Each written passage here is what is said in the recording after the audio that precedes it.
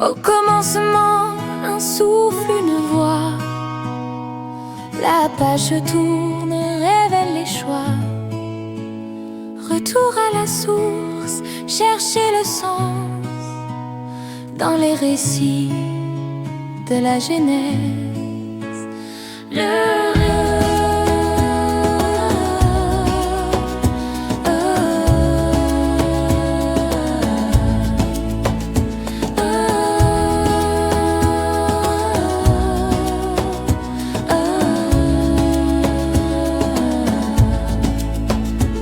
Bienvenue dans Fondation, un écho, une révélation.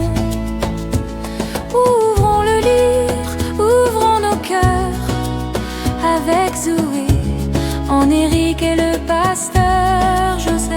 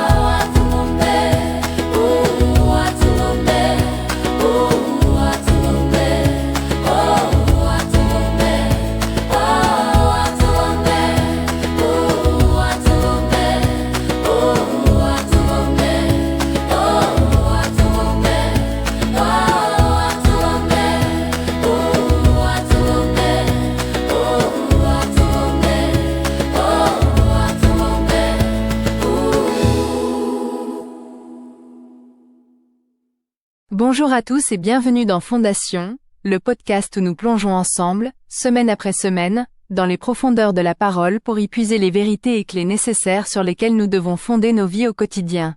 Le premier livre de la Bible, la Genèse, est l'objet de notre conversation.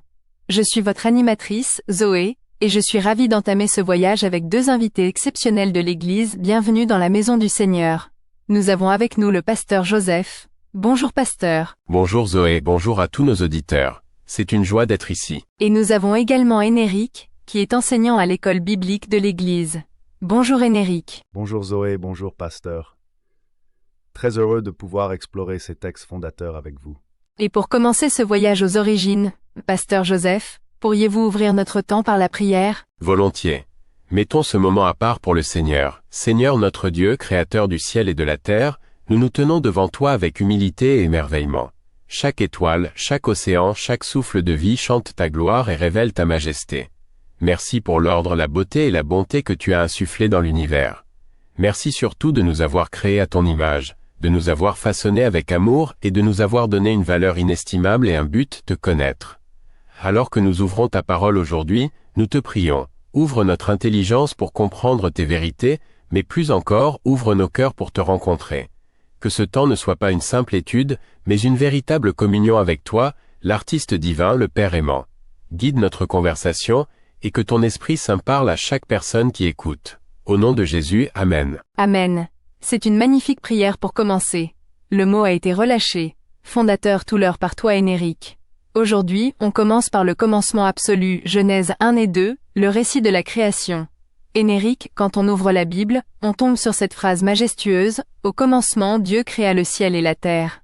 Beaucoup de gens voient ça comme une histoire pour enfants ou un texte scientifique dépassé.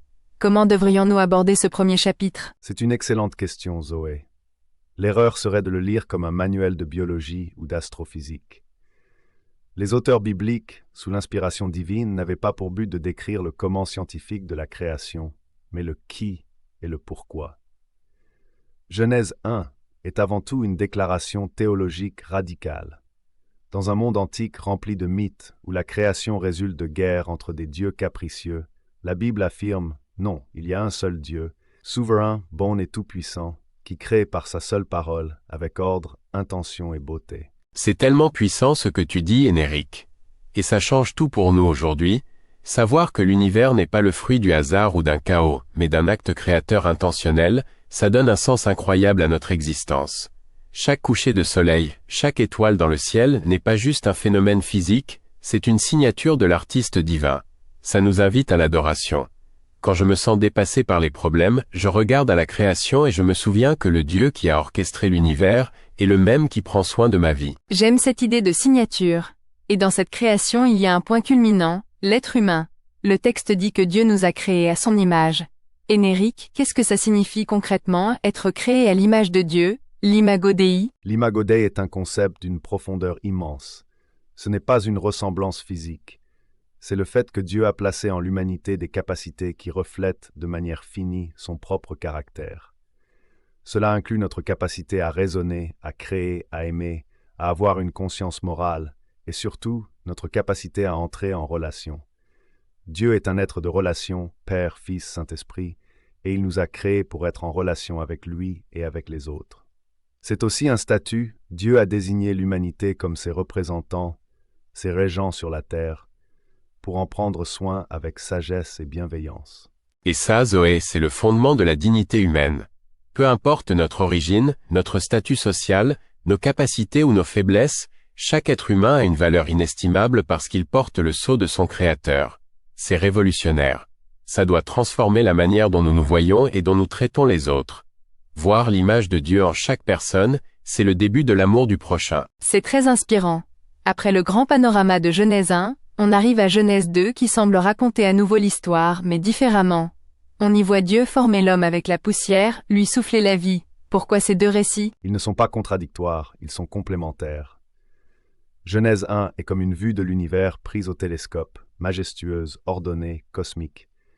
Genèse 2 est une vue prise au microscope, intime, personnelle, relationnelle. Le chapitre 1 nous dit que Dieu a créé, le chapitre 2 nous montre comment il est entré en relation avec sa création. Le Dieu souverain du chapitre 1 est aussi le Dieu personnel du chapitre 2, celui qui se salit les mains, avec la poussière de la terre et qui marche dans le jardin. C'est magnifique. Et c'est dans ce deuxième chapitre qu'on trouve cette phrase clé, « Il n'est pas bon que l'homme soit seul ». C'est le premier, ce n'est pas bon dans une création que Dieu avait jusque-là qualifiée de très bonne. Cela nous montre que nous sommes fondamentalement créés pour la communion. D'abord avec Dieu, symbolisé par cette relation directe dans le jardin, et ensuite les uns avec les autres, magnifiquement illustrée par la création d'Ève. Elle n'est pas une assistante, mais une aide semblable à lui, tirée de sa côte, ce qui symbolise le partenariat, l'égalité de valeurs et la complémentarité. C'est le plan originel de Dieu pour les relations humaines, une unité profonde et une interdépendance joyeuse. Donc, si on résume ce début parfait, un Dieu bon qui crée un monde bon, et des humains créés à son image pour vivre en communion parfaite avec lui et entre eux. C'est le paradis. On sent qu'il y a un mais qui arrive, qu'on explorera dans notre prochain épisode. Mais pour conclure aujourd'hui, quelle est la vérité ou l'inspiration principale que vous aimeriez que nos auditeurs retiennent de Genèse 1 et 2, Pasteur Joseph? Retenez que vous avez une valeur inestimable. Vous n'êtes pas un accident. Vous avez été désiré, planifié et créé intentionnellement par un Dieu qui vous aime. Votre vie a un sens et un but qui sont ancrés dans le cœur même de votre Créateur. Méditez là-dessus cette semaine. Amen, Énéric. Je dirais, Dieu est à la fois grand et proche. Il est le roi transcendant de l'univers, et en même temps le Dieu intime qui veut marcher avec vous. Ne sacrifiez jamais l'un pour l'autre. Adorez sa majesté et chérissez sa proximité. C'est tout le paradoxe et la beauté de notre foi, déjà présent sur les toutes premières pages. Quelle magnifique conclusion. Merci infiniment, Pasteur Joseph et Énéric. Pasteur, pourriez-vous conclure notre temps dans la prière? Avec joie. Seigneur notre Dieu, nous terminons ce moment le cœur rempli. Tu n'es pas un Dieu lointain et indifférent, mais le Dieu proche qui a façonné notre être le plus profond et qui désire marcher avec nous. Pardonne-nous pour les fois où nous oublions notre valeur à tes yeux, pour les fois où nous cherchons notre identité ailleurs qu'en toi, notre Créateur. Nous te prions, Saint-Esprit, de sceller cette vérité dans nos cœurs. Nous sommes créés à ton image, nous sommes voulus, nous sommes aimés. Que cette certitude transforme notre façon de vivre, de nous voir nous-mêmes et de servir les autres. Que toute notre existence devienne un chant d'adoration à toi, le grand artiste. Au nom puissant de Jésus. Amen. Amen. Merci beaucoup. Et merci à vous qui nous avez écoutés. J'espère que cela vous a inspiré. La semaine prochaine, nous aborderons le chapitre 3, la rupture, la chute et la première promesse. Un épisode à ne pas manquer. D'ici là, n'hésitez pas à vous abonner à Fondation sur votre plateforme de podcast préférée, à nous laisser une note et à partager l'épisode autour de vous. C'est le meilleur moyen de nous soutenir. Prenez soin de vous et à très bientôt.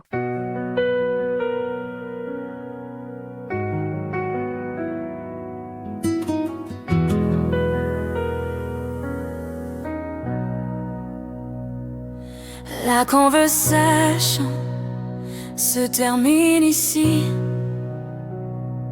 mais la parole résonne à l'infini. Une graine plantée, une question qui naît pour éclairer toute la semaine. Qu'as-tu reçu? Que vas-tu garder? Dans ce monde va porter la lumière.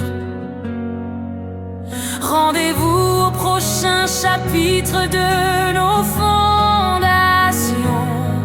Que la grâce et la paix guident vos pas et vos décisions.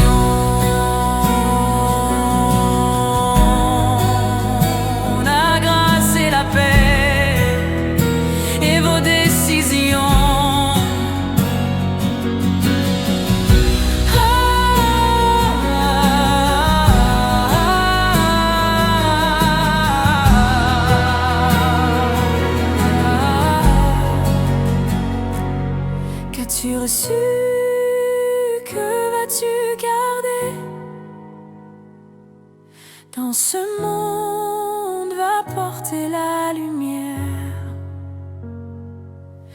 Rendez-vous au prochain chapitre de nos fondations. Que la